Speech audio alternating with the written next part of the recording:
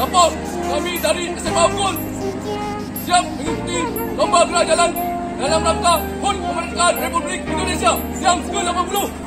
Laksanakan. Kita menyerang mereka tidak. Tidak semudah itu. Mereka punya senjata.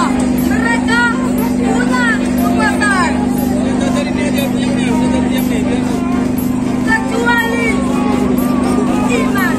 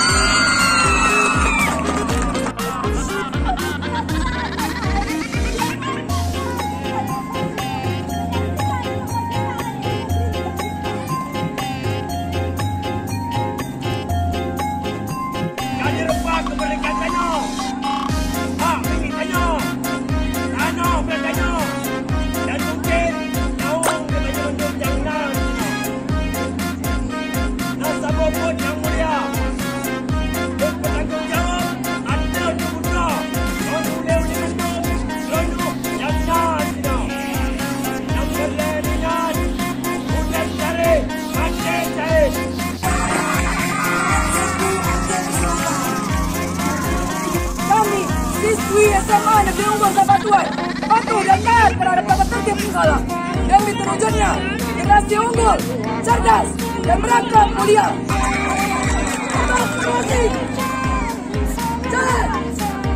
Kalian para generasi masa kini, Gen Z dan Alpha dan Zeta, di mana hati Tuhan?